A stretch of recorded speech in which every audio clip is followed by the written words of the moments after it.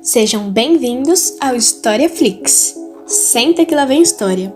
Patrícia Bandeira, Giovana Tamarindo e Gabriela Monteiro apresentam Revolta dos Malês. Durante as primeiras décadas do século XIX, várias rebeliões de escravos explodiram na província da Bahia. A mais importante foi a dos Malês, uma rebelião de caráter racial contra a escravidão e a imposição da religião católica, que ocorreu em Salvador, em janeiro de 1835. Nessa época, a cidade de Salvador tinha cerca de metade da sua população composta por negros escravos ou libertos das mais variadas culturas e providências africanas, dentre as quais a islâmica. Eles que protagonizaram a rebelião conhecida como dos Malês, pois este termo designava os negros muçulmanos que sabiam ler e escrever em árabe. Em janeiro de 1835, um grupo de cerca de 1.500 negros, liderados pelos muçulmanos Manuel Calafate, Aprígio, Pai Inácio, dentre outros, armou uma conspiração com o objetivo de liberar seus companheiros islâmicos e matar os brancos e mulatos considerados traidores, mas foram denunciados por uma negra ao juiz de paz. Irei falar sobre a Revolta do Sabinada, que ocorreu em 1837 e 1838, durante o Brasil Império, na Bahia. Nesse período, o Brasil não tinha nenhum imperador no trono e o comando do Império Brasileiro estava nas mãos dos regentes.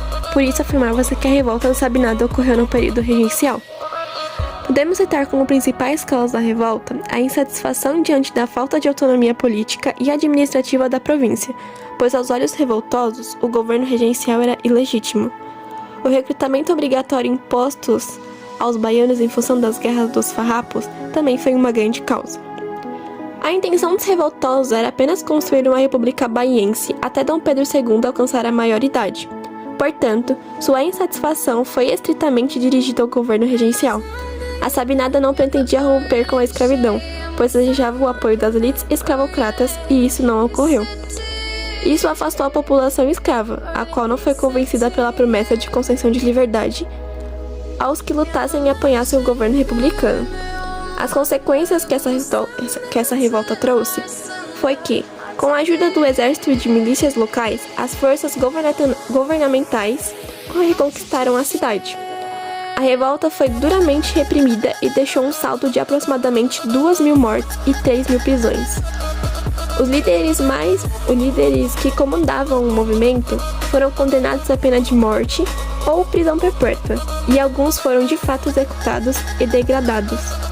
Ainda houve quem conseguisse fugir e se juntassem à Revolução Farroupilha. A escravidão no Brasil. O que é escravidão? É considerada escravidão o regime de trabalho no qual homens e mulheres são forçados a executar tarefas sem receber qualquer tipo de remuneração. Esse tipo de mão de obra foi muito empregada no Brasil, mas também em diversas partes do mundo durante os períodos distintos. E atualmente o regime escravista é ilegal. Entretanto, ainda existem muitos trabalhadores e trabalhadoras que vivem em condições semelhantes à escravidão. A escravidão no Brasil funciona da seguinte maneira. A escravidão indígena em território brasileiro.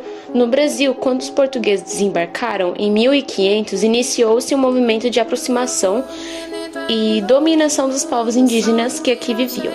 Dessa forma, principalmente entre 1540 até por volta de 1570, a população indígena foi subjugada e escravizada, sendo utilizada na extração do pau-brasil, no trabalho agrícola e em demais tarefas.